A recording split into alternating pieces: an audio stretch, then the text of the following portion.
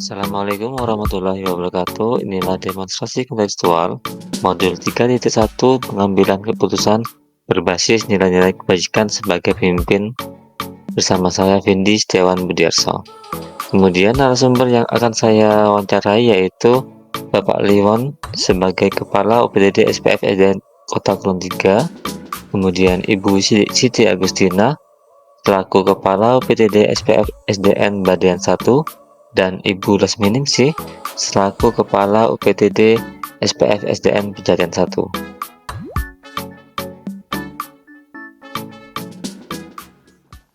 Bisa dimulai. Assalamualaikum warahmatullahi wabarakatuh. Waalaikumsalam warahmatullahi wabarakatuh. Saat ini saya sudah bersama Bapak Liwon SPD selaku Kepala UPTD SPF SDN Kota Kulon 3. Kita akan berbincang-bincang sedikit ya, tentang dilema etika dan rujukan moral.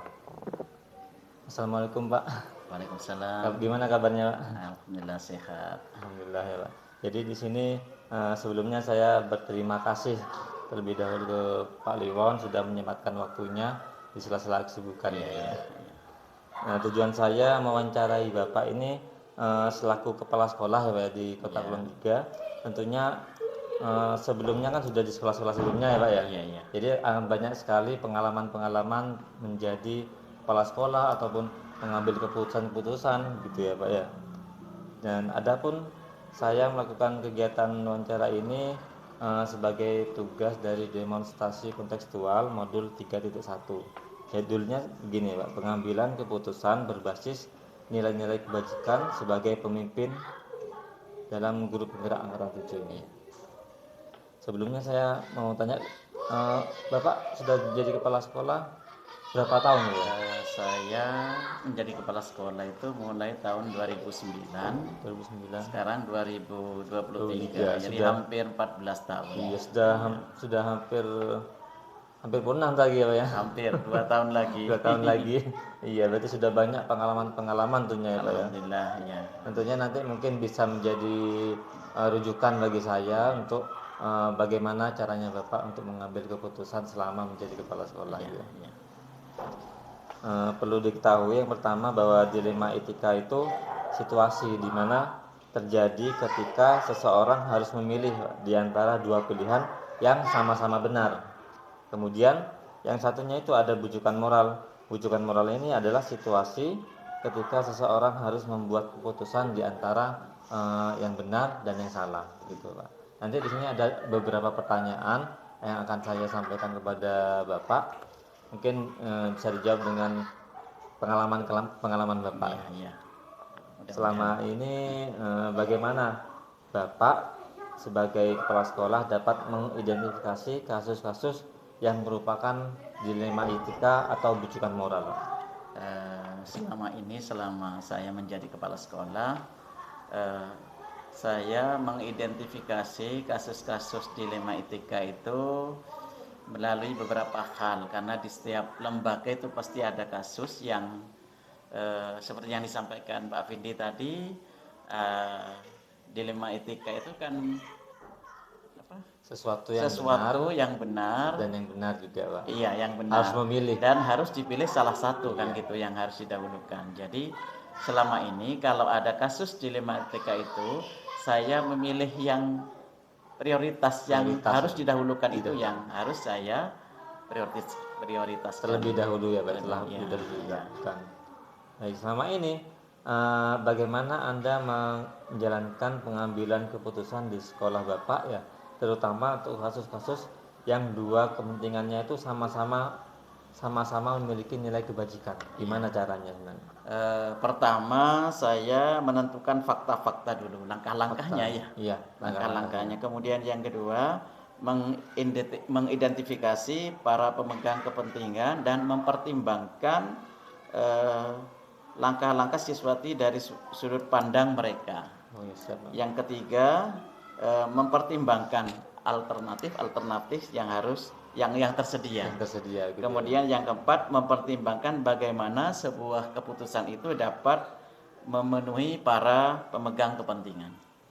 Jadi memang banyak sekali pertimbangan dulu ya Pak ya, tidak langsung ujuk-ujuk Iya, ya. langsung membuat keputusan gitu ya Pak Ya, ya. tidak seperti itu, memang Iya, harus dipertimbangkan dipertimbangkan. agar keputusan yang diambil nanti itu benar-benar yang terbaik. Betul. Kemudian selama ini apa saja Pak yang Bapak anggap itu sangat efektif atau yang paling efektif sudah yang Bapak alami selama ini yaitu dalam pengambilan keputusannya Pak. Hal-hal yang Bapak anggap efektif. Ya. Biasanya hal-hal yang dianggap efektif itu apabila untuk kepentingan orang banyak ya. Oh, iya. Khususnya di sekolah ini kepentingan guru dan siswa. Kemudian yang kedua, menjunjung tinggi nilai-nilai. Itu yang terpenting. Sedangkan yang ketiga, melakukan apa yang kita harapkan itu dilakukan orang lain. Oh iya, siap. Setelah itu apakah ada tantangan Pak? Tantangan dari pengambilan keputusan yang Bapak ambil itu? Tantangan pasti ada. Setiap keputusan tuh tantangan pasti ada. Salah satu contoh begini, ada guru misalkan ya izin ingin mengantarkan putranya ke pondok. Ya. Kemudian seharusnya izin seperti itu kan ada beberapa kali aturan untuk izin itu dalam 1 bulan. Tapi sebagai pimpinan kita harus arif dan bijaksana. Jadi kita izinkan itu. Tapi dengan atasan menurut aturan itu tidak boleh terlalu sering izin ya. Kemudian izin sakit maksimal itu 3 hari kan gitu. Itu nanti akan berpengaruh pada TPP juga. Jadi sebagai kepala sekolah itu harus mempertimbangkan bagaimana dampak positif dampaknya ya. Jadi memang tidak, kalau misalnya izin itu ya tidak serta-merta ya izin gitu aja ya Pak ya. Iya, memang gimana ya namanya manusiawi Iya, kadang manusiawi. kadang Ada kebijakan ada tersendiri kebijakan ya Pak. tersendiri ya. Kemudian dalam penyelesaian kasus dilema etika ini Bapak apakah ada penjadwalan tertentu? Apa ada harus ada berapa minggu sekali ataupun sebulan sekali gitu dalam pembahasannya gitu ya? Ini tergantung pada masalah dilema yang kita hadapi. Seandainya memang itu harus melibatkan orang banyak dan memang sangat urgen ya, kita menjadwal, jadi merencanakan dulu, tidak ujuk-ujuk langsung kita putuskan, tidak. Karena ini menyangkut kepentingan lembaga juga ya. Misalkan kita jadwal dulu, kita rapatkan dengan stakeholder yang ada di sekolah ini, kemudian langkah-langkah apa yang akan kita laksanakan, baru kita putuskan supaya hasilnya maksimal. Ya. Kemudian adakah yang selama ini seseorang atau faktor-faktor tertentu yang dapat mempermudah atau membantu Bapak dalam mengambil keputusan? Kalau seperti itu memang ada ya, setiap lembaga itu kan ada stakeholder yang bisa dianggap untuk diajak berbicara. Jadi mengambil keputusan itu sebagai kepala sekolah tidak langsung kita putuskan sendiri. Saya putuskan sendiri tidak, tapi ada 1-2 orang yang dianggap mampu untuk diajak mempertimbangkan keputusan. Kemudian ada juga saya kerjasama dengan kepala sekolah lain yang sudah berpengalaman, kita ajak sharing bagaimana yang terbaik, karena kalau kita putuskan sendiri belum tentu keputusan itu bagus untuk yang lain ya. Jadi sharing itu perlu ya Pak ya, sharing dengan yang lain ya, tidak harus bertindak sendiri ya. Iya. Jadi dari semua yang telah Bapak sampaikan ini pengalaman pengambilan keputusan yang menarik itu seperti apa Pak? Yang menarik gitu, kalau saya ya biasanya untuk mengambil keputusan itu misalkan ada dua dilema yang sama-sama benar, biasanya saya ambil yang prioritas yang memang yang diutamakan. Jadi saya ambil dulu yang prioritas itu untuk diputuskan, untuk yang berikutnya itu menyusul. Bisa yang selanjutnya. Iya. Jadi yang diutamakan yang prioritas utama yang paling dulu, utama yang dulu, paling paling dekat Iya. ataupun paling Paling ataupun mungkin yang lah. paling Iya, mungkin paling dilakukan ya Pak mungkin. ya. Dan segera dilaksanakan gitu ya. Jadi memang banyak sekali ya Pak ya pengalaman-pengalaman Bapak yang nantinya mungkin nantinya kalau misalnya saya dipercaya jadi kepala sekolah bisa saya Mudah-mudahan, tiru ya. atau saya adopsi Iya. gitu ya Pak ya. Memang dan sebagai guru penggerak nanti kan juga calon kepala sekolah Iya. dengan pengalaman, menimba pengalaman dari kepala sekolah yang terdahulu, Betul. mungkin bisa memberikan masukan pada Pak Masukan. Effendi untuk bekal nanti seandainya menjadi kepala sekolah. Siap, siap. Baik Pak, saya kira cukup sekian wawancara hari ini ya Pak ya. Tentunya nanti saya akan banyak belajar nanti dari pengalaman-pengalaman Bapak. Iya, siap. Saya terima kasih Pak, terima kasih atas Sama-sama. waktunya. Ya. Mungkin saya mulai. Assalamualaikum warahmatullahi wabarakatuh. Waalaikumsalam warahmatullahi wabarakatuh. Saat ini saya sudah bersama Ibu Siti Agustina selaku Kepala UPTD SPF SDN Bagian 1 Bondowoso. Kita akan berbincang-bincang sedikit mengenai dilema etika dan rujukan moral. Baik, assalamualaikum Bu Titin. Waalaikumsalam. Bagaimana kabarnya Bu? Alhamdulillah sehat, baik. Sekarang ini situasinya Ramadan ya Bu ya. Jadi Ramadan, memakai baju muslim ya Bu ya. ya, terkait pelaksanaan Pesrom. Custom ya Bu. Sebelumnya saya sangat berterima kasih Bu, Ya, atas kesempatannya karena Bu Titin sendiri sibuk di sela-sela kesibukan dapat menerima saya untuk wawancara pagi hari ini. monggo. Tujuan saya ke sini ini ingin mewawancarai Ibu Titin selaku Iya. kepala sekolah yang sudah senior Ibu, senior. Tentunya akan banyak sekali pengalaman yang menarik tentunya yang bisa nantinya saya tiru atau saya adopsi ya Bu ya. Berdasarkan pengalaman Ibu sebagai kepala sekolah selama ini. Adapun saya ini melakukan kegiatan wawancara ini berdasarkan tugas dari pendidikan guru penggerak pada modul 3.1 yaitu pengambilan keputusan berbasis nilai-nilai kebajikan sebagai pemimpin. Ini dalam guru penggerak angkatan 7. Sebelumnya Ibu sudah jadi kepala sekolah sudah berapa lama Ibu? Kira-kira. Sejak tahun 2012, 11 tahun ya. 11 tahun Iya. sudah lama ya Bu ya. Lumayan. Sudah sangat lama itu. Lumayan. Jadi memang penting bagi saya untuk mencari bagaimana cara Ibu sebagai kepala sekolah untuk mengambil keputusan dalam permasalahan di sekolah. Gitu. Tentunya terkait dengan tentang dilema etika ataupun rujukan moral. Perlu diketahui bahwa dilema etika itu situasi di mana terjadi ketika seseorang harus memilih di antara dua pilihan yang sama-sama benar. Iya. Kemudian untuk yang rujukan moral itu adalah situasi ketika seseorang harus membuat keputusan antara sesuatu yang benar dan yang salah. Oh, gitu. Kemudian ada beberapa pertanyaan yang akan saya sampaikan kepada Bu Titin. Ya, saya coba menjawabnya. Iya betul. Yang pertama ini selama ini bagaimana Anda sebagai kepala sekolah dapat mengidentifikasi kasus-kasus itu merupakan apakah dilema etika ataupun rujukan moral? Gitu ya.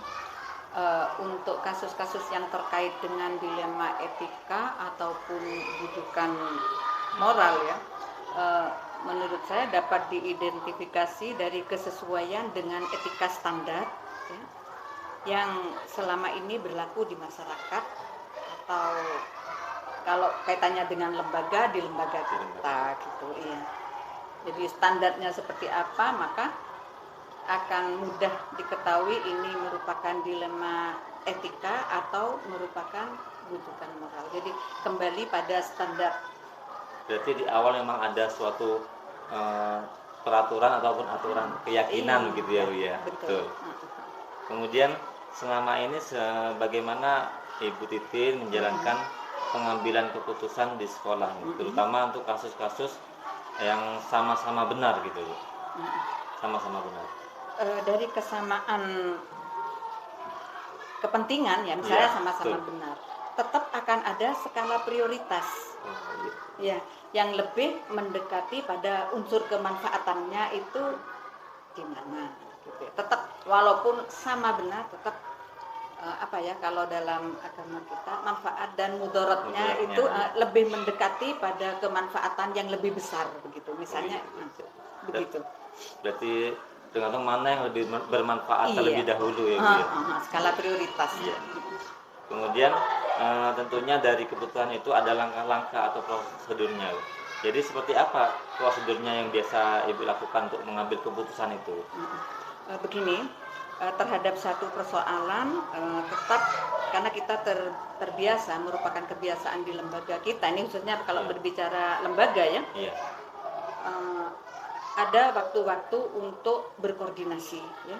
Jadi tetap dikoordinasikan, misalnya ada satu kasus ya, dengan stakeholder yang ada di lembaga ini kita tetap berkoordinasi. Acuannya kembali lagi kepada standar Yang awal etika. tadi ya Bu ya. Iya, pada standar etika kita.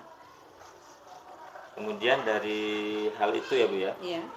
Hal-hal apa saja yang selama ini Ibu anggap efektif dalam pengambilan keputusan? Yang di kegiatan yang hal-hal yang efektif dalam mengambil keputusan itu. Jadi Ibu mengambil keputusan itu Akan berdasarkan efektif. berdasarkan hal apa gitu Bu? Iya. Ya, tetap ya, bukan klasik, tapi memang kita membutuhkan rujukan sebagai standar. Jadi akan efektif apabila kita kembali kepada norma, etika, keputusan di mana keputusan di kita ini kan bukan keputusan sepihak. Jadi keputusan yang ditentukan secara kesepakatan bersama. Apabila sudah keluar dari itu, dengan mudah kita untuk mengembalikan pada rambu-rambu yang sudah ada. Itu, ya. Betul. Kemudian tentunya untuk mengambil keputusan itu ada tantangannya ya Bu ya. Iya. Nah, tantangan-tantangan biasanya yang Ibu temui itu seperti apa Bu? Begini, baik dalam dilema etika maupun apa tadi? Rujukan moral itu biasanya terkait dengan kondisi siswa ya, kalau berbicara dengan siswa ya, kondisi siswa dengan kepentingan sekolah ya, kepentingan sekolah dengan kepentingan instansi atau dinas ya. Biasanya kalau sudah terjadi benturan itu merupakan membutuhkan pemikiran tersendiri untuk mengambil keputusan atau kebijakan. Ada saja yang kadang tidak cocoknya. Nanti kalau kita laksanakan begini, ke atasan akan salah. Ya, terkait kondisi siswa, terutama ya kondisi keadaan siswa, jarak rumah siswa ke sekolah itu kan juga membutuhkan kebijakan yang apabila kita terapkan akan ada benturan dengan ketentuan misalnya. Begitu. Ya. Kemudian ini tentunya untuk menyelesaikan permasalahan itu dia adakah jadwal tertentu dalam penyelesaian kasus itu? Adakah misalnya ada kasus sekarang, apakah harus ditentukan sekarang ataupun harus dibicarakan terlebih dahulu, lalu ada rapat terlebih dahulu? Oh gitu. Tergantung apabila ada kasus ya dilema etika maupun apa istilahnya tadi, rujukan moral, tergantung berat ringannya persoalan itu ya. Apabila persoalan itu katakanlah sama-sama benar tetapi tidak terlalu berat, cukup diselesaikan di tempat. Tapi apabila melibatkan banyak pihak ya, melibatkan orang tua, guru, masyarakat, tetap kita harus penyelesaiannya duduk bersama dan kita koordinasikan dulu terutama dengan stakeholder yang ada di sini ya, apa persoalannya itu. Terlebih kalau berat misalnya terkait dengan orang tua, dengan masyarakat, penyelesaiannya tentu membutuhkan waktu. Membutuhkan waktu lebih. Kemudian dalam memutuskan itu ya Bu ya, adakah seseorang atau faktor-faktor yang selama ini mempermudah Ibu dalam mengambil keputusan itu? Gitu. Setiap persoalan itu akan mudah untuk diselesaikan, terutama bagi kami adalah kondusifnya ini berbicara lembaga ya. Iya.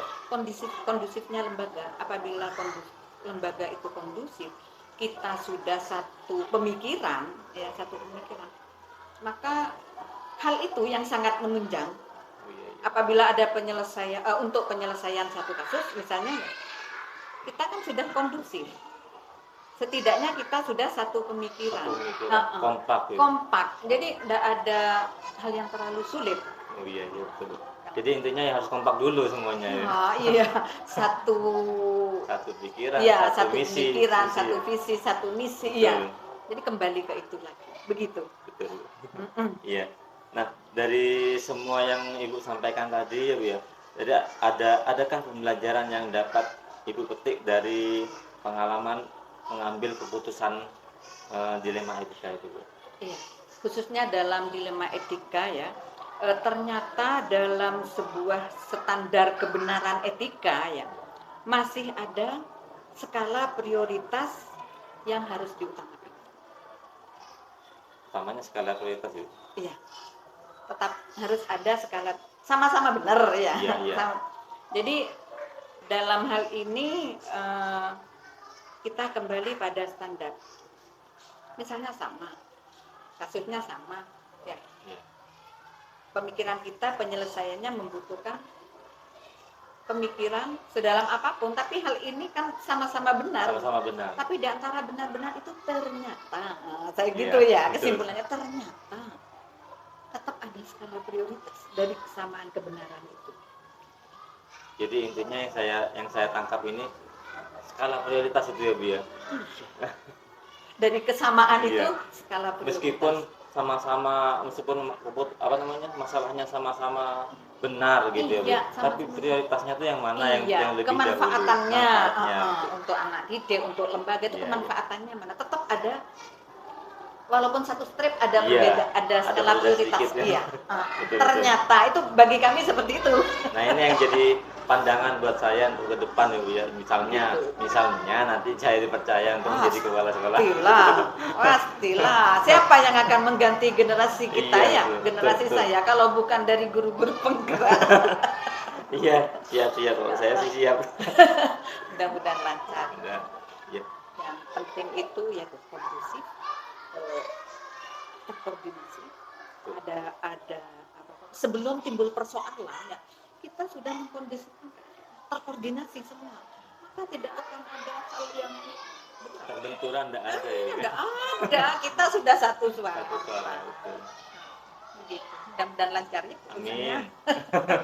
Ada lagi? Sudah, ini itu saja mungkin sekian yang dapat saya tanyakan. Insya Allah tentunya saya akan banyak belajar dari pengalamannya Ibu dari yang baik bisa diambil, yang kurang baik bisa dibuang, yang baik bisa dikembangkan. Karena pemikiran anak muda itu lebih fresh, lebih baru dari sekedar orang tua seperti saya ya. Insya Allah gitu. Lebih ditingkatkannya. Amin. Mudah-mudahan lancar. Terima kasih banyak Bu atas waktunya. Sama-sama. Kalau ada kepentingan lagi dan masih dibutuhkan, monggo silakan. Siap berbagi. Ala kadarnya. Terima kasih. Enggak. Assalamualaikum warahmatullahi wabarakatuh. Saat ini saya sudah bersama Ibu Lasminingsih selaku Kepala Sekolah UPTD SPF SDN Pejaten 1. Kita akan berbincang-bincang sedikit mengenai dilema etika dan bujukan moral. Baik, Assalamualaikum Bu. Waalaikumsalam. Bagaimana kabarnya hari ini Bu? Alhamdulillah baik. Ya. Sebelumnya saya sangat berterima kasih Bu atas waktunya. Ibu sudah meluangkan waktu untuk saya mewawancarai Ibu di sini di sela-sela kesibukan. Tidak apa-apa. Demi kemajuan pendidikan yang ada di khususnya di Bondowoso, pada umumnya di Indonesia. Ya. Tujuan saya ke sini ini mewawancarai Ibu selaku kepala sekolah di sini. Tentunya sudah kepala sekolah senior ya Bu ya, senior di sini. Kemudian tentunya akan banyak sekali pengalaman yang nantinya akan saya ambil ya Bu ya. Bisa saya adopsi, saya tiru nantinya berdasarkan pengalaman Ibu selama jadi kepala sekolah. Kemudian adapun saya melakukan kegiatan ini adalah sebagai tugas dari pendidikan guru penggerak Bu di modul 3.1. Judulnya itu pengambilan keputusan berbasis nilai-nilai kebajikan sebagai pemimpin. Ini dalam guru penggerak angkatan 7. Sebelumnya Ibu sudah menjadi kepala sekolah sudah berapa lama? Dari tahun 2014. Sudah lama menurut saya, sudah cukup lama ya. Lumayan lama, lumayan mau lama. pensiun. Iya, sudah pensiun. Jadi ini memang penting bagi saya berkomunikasi dengan Ibu, wawancara Ibu tentang pengalaman-pengalaman yang sudah Ibu dapatkan. Jadi nantinya kalau misalnya saya dipercaya untuk jadi kepala sekolah, itu bisa meniru ataupun mengadopsi apa yang telah Ibu lakukan sebelumnya. Yang perlu diketahui sekarang yaitu dilema etika itu adalah situasi di mana terjadi ketika seseorang harus memilih di antara dua pilihan yang sama-sama benar, satunya benar juga. Kemudian kalau bujukan moral itu adalah situasi ketika seseorang harus membuat keputusan antara yang satu benar dan yang satu salah gitu. Baik, ada beberapa pertanyaan yang akan saya sampaikan ke Ibu. Mungkin ini berdasarkan pengalaman Ibu sendiri gitu ya. Jadi yang pertama ini, selama ini Ibu sebagai kepala sekolah, bagaimana caranya mengidentifikasi kasus-kasus itu termasuk dilema etika ataupun bujukan moral gitu? Memang betul ya Dek ya. Kita menghadapi guru-guru, tentunya sampai kalau misal menjadi kepala sekolah, banyak sekali tantangan-tantangan yang akan kita hadapi, terutama dalam etika, kemudian juga termasuk moral. Nah, di mana etika menurut saya, kalau etika itu kita tanamkan dalam diri kita, kita memberikan contoh yang baik, otomatis kita memberikan ucapan atau perintah kepada anak buah, pasti anak buah itu akan mikir bahwa oh iya, tanpa disuruh pun mungkin akan berbuat. Tapi ketika kepala sekolah, seorang pemimpin menunjukkan hal yang kurang baik, pastinya kita mau merintah juga salah, kita juga mau merintah juga kurang tepat. Nah, jadi menurut saya itu etika ini adalah terutama mulai dari diri ya. Mulai dari diri sendiri. Itulah. Nah, ketika kita sudah berbenah diri di dalam hati kita, kemudian dalam penampilan kita, entah itu berpakaian, entah itu mungkin termasuk atribut yang kita gunakan. Kita tidak mungkin merintahkan anak buah kalau misalkan kita tidak. Tapi ketika kita pakai, baru kita ayo mana anunya. Iya, betul. Bahkan saya pernah memang ada beberapa guru yang ya mungkin tidak di sini ya. Sebelum di sini ada beberapa guru yang memang dari diangkat sampai sekarang saya di sana waktu itu tidak mau menggunakan atribut. Ada satu trik saya yang alhamdulillah berhasil, sampai pengawas dan korwil di sana, bagaimana trik kamu untuk memberikan arahan kepada mereka. Saya gampang, mungkin awal saya memberikan contoh, kemudian yang berikutnya saya beli sendiri, kemudian saya sampaikan ini saya beli 2, saya pakai satu kamu pakai. Ternyata dia malu pada saat itu, dia merasa betul-betul bahwa menurut dia itu benar sudah. Saya walaupun tidak pakai ini, ya jadi etikanya itu, saya walaupun tidak pakai ini, tapi saya melaksanakan. Benar kan ya? Tapi pakai itu lebih baik kan ya, karena memang kita sebagai aparatur negara. Dan ini sudah ketentuan dan memang sudah ada SE-nya, ada aturan yang harus kita itu. Siap. Jadi selama ini Ibu sebagai kepala sekolah caranya mengambil keputusan itu terutama untuk kasus yang sama-sama benar ini, bagaimana cara menjalankannya, Bu? mengambil keputusan itu bagaimana caranya? Kita melihat itu bahwa etikanya itu sama-sama benar ya, Iya. sama-sama melakukan hal yang benar. Tetapi kita harus melihat juga apakah itu sesuai. Gitu. Memang semuanya itu sesuai, cuman kita lebih memprioritaskan mana yang lebih kita dahului. Oh, iya, siap. Di sini berarti apakah ada langkah-langkah, Bu? Langkah-langkah Ibu yang untuk mengambil keputusan itu langkah-langkahnya apa ada secara khusus gitu prosedurnya? Kalau langkah-langkah itu kalau kita misalkan mau melangkah, mau berbuat atau mau memberikan keputusan, kita tidak langsung, tapi kita melihat dulu sikon yang ada di sekolah ini, karena setiap sekolah itu tidaklah sama, tetapi setiap sekolah pasti ada dan tidak sama permasalahannya. Oleh sebab itu saya membaca dulu situasinya, kemudian langkah dan keputusan itu saya banyak bertanya, kemudian langkah-langkah apa sehingga saya harus bisa memberikan suatu keputusan yang tepat. Siap. Jadi sebenarnya hal-hal apa yang selama ini Ibu anggap efektif dalam mengambil keputusan dari kasus-kasus dilema etika itu, Bu? Hal-hal efektif apa bagi Yang Anda sangat temui? efektif bagi saya itu untuk mengambil keputusan itu ya kita bisa menggambarkan kepada mungkin sekolah-sekolah lain ya. Kemudian bisa mengacu kepada SE atau aturan. Kemudian kalau misal suatu contoh ini ada guru yang misal dengan peraturan menggunakan baju adat itu anaknya sulit, entah kenapa. Kami sudah memberikan contoh untuk memakai itu, kemudian hari pertama, kedua, ketiga tidak melakukan itu atau tidak memakai baju itu, saya tegur langsung apa alasannya, enggak. Tetapi sebenarnya bisa menggunakannya. Saya beri contoh, ini pakai pakaian ini dah, coba pakai putih, pakai ini sudah sama dengan itu kan, sehingga sama dengan yang lain. Tetapi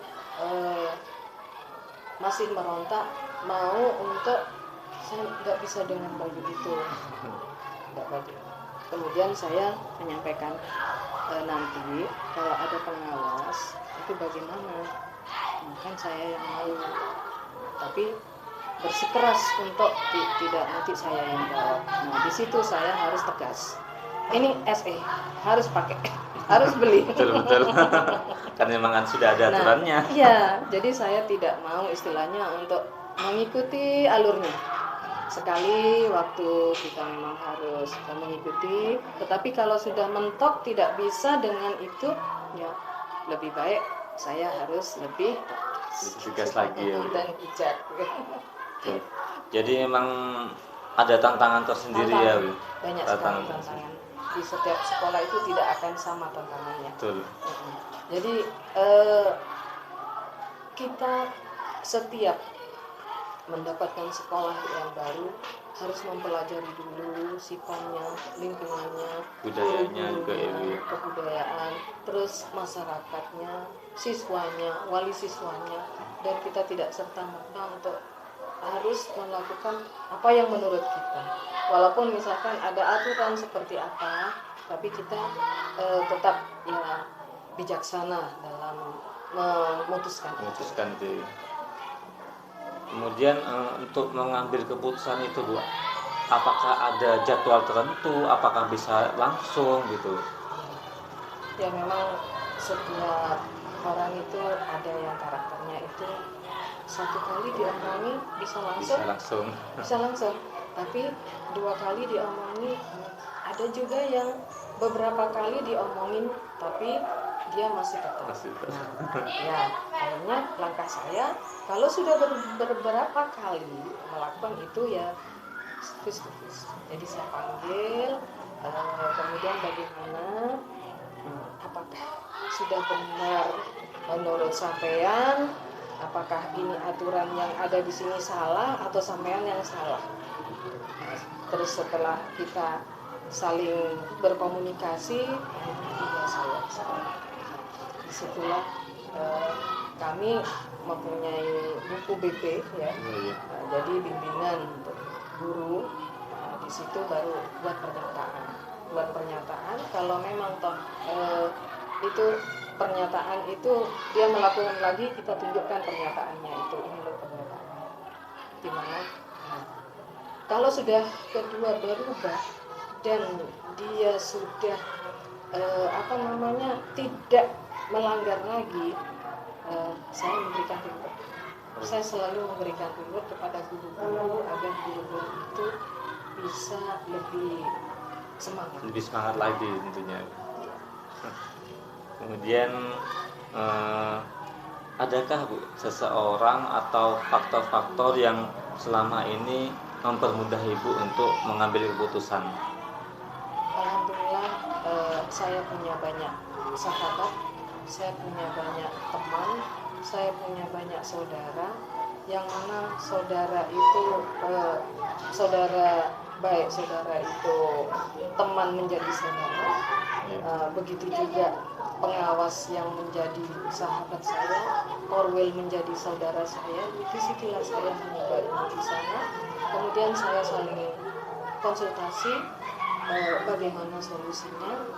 Kemudian setelah itu baru saya bisa mengambil keputusan. Jadi saya juga mempertimbangkan dengan betul-betul, tidak semena-mena kepada mereka. Tapi kalau sistemnya yang sifatnya harus, suatu contoh, ketika sekolah ini diminta untuk mengikuti Disdikbud, banyak guru yang ogah-ogahan. Banyak guru yang memang mungkin menurut mereka tidak berpotensi di sana. Untuk itu saya perintah, saya tunjuk, tapi saya tidak.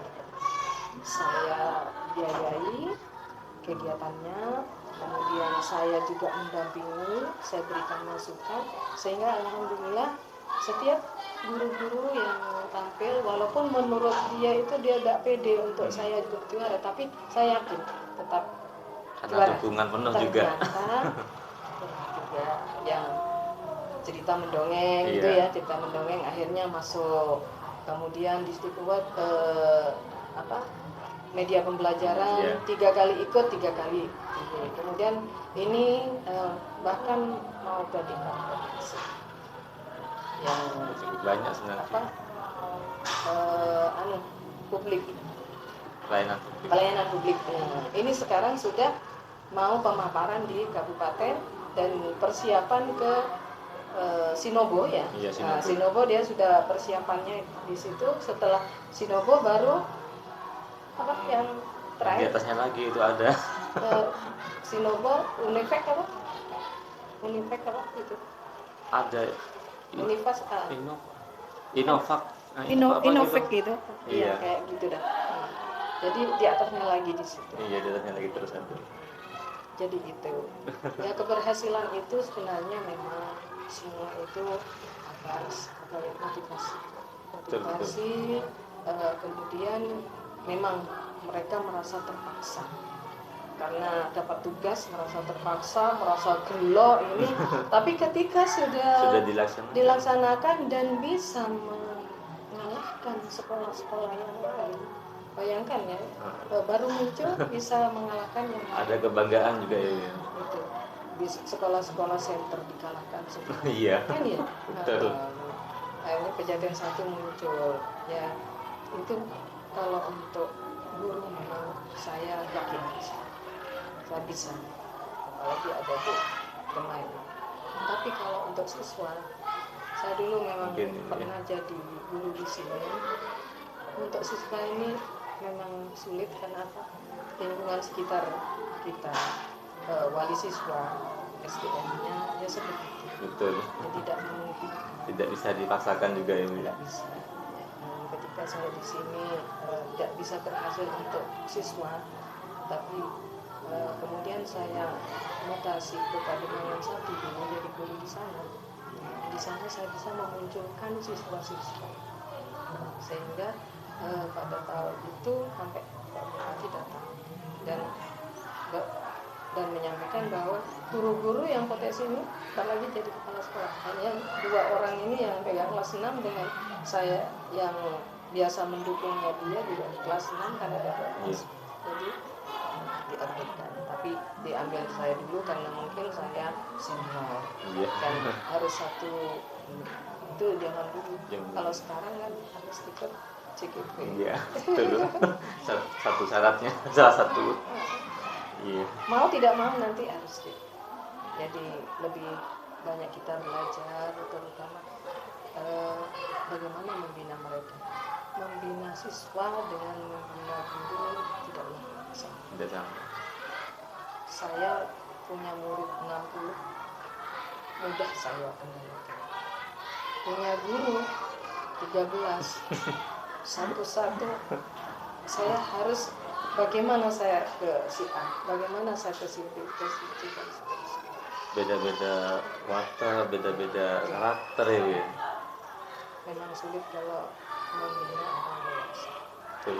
Tetapi ketika kita sudah bisa membina, bisa berhasil, sukses, ada kebanggaan sendiri. ada rasa bahwa syukur kita, lebih bersyukur karena atas semua itu bukan atas kehendak saya, tapi lebih pendekatan kepada Allah, jadi minta petunjuk kepada Allah semua. Betul juga. Jadi dilibatkan juga. Jadi tidak serta-merta kita harus mengikuti aturan tanpa harus melalui yang di atas, tidak bisa. Iya. Kemudian dari yang disampaikan itu saya menyimpulkan juga Ibu ya, bahwa dalam mengambil keputusan itu tidak serta-merta kita harus ini harus itu, jadi ada prioritasnya ya, prioritas Ada terlebih kadar, dahulu. ada kadar guru masing-masing yang Betul. harus kita pelajari. Memang banyak karakter. Ada 13 guru, 13 karakter. 13 cara saya, metode saya untuk mereka. Dan kita bisa menarik ulur, tarik ulur. Siap. Jadi saya kira memang cukup sekian Bu, untuk wawancara saya pada pagi hari ini. Tentunya nantinya saya akan banyak belajar dari apa pengalaman yang sudah Bu Lasmi alami. Tapi saya Nantinya. sudah mau pensiun nih. Apalagi Sudah sudah- belajar ini, ntar lagi udah bulan Iya. 10 udah. Ya mungkin ya nanti ada penerus-penerusnya ya. Baik, terima kasih sekali sudah mau diganggu. Tentunya di sini tadi sudah ada latihan ya, Bu. Melatih apa, Bu? Ini untuk penampilan nanti pada Refleksi wawancara bersama Bapak Divon yaitu segala bentuk pengambilan keputusan harus didasarkan dengan prioritas mana yang terlebih dahulu mendesak untuk dilakukan. Semua tergantung dari apa yang harus kita lakukan. Selain itu, pengambilan keputusan harus berdasarkan musyawarah. Kemudian refleksi bersama Ibu Siti Agustina yaitu setiap pengambilan keputusan pada awalnya harus didasari dengan kesepakatan terlebih dahulu. Jadi, pada awal kita bekerja harus menyamakan pendapat dan visi sehingga dalam pengambilan keputusan ke depannya akan lebih mudah karena telah memiliki satu visi dan misi yang sama. Kemudian refleksi wawancara bersama Ibu Lasmi Ningsih yaitu pengambilan keputusan memang berdasarkan musyawarah dan prioritas, tapi kita kembali pada peraturan yang ada dan harus selalu mempertimbangkan apa yang menjadi program atasan kita. Jadi kesimpulan dari wawancara kali ini yaitu setiap pemimpin memiliki cara tersendiri dalam mengatasi masalah dilema etika maupun rujukan moral. Hal ini dapat dilihat dari langkah-langkah yang diambil dari adanya suatu masalah di sekolah. Semua penyelesaian masalah didasari dari musyawarah dan peninjauan aturan-aturan yang berlaku pada saat itu. Baiklah, terima kasih atas perhatiannya. Demikian dokumentasi dari wawancara dalam demonstrasi kontekstual modul 3.1. Terima kasih. Wassalamualaikum warahmatullahi wabarakatuh.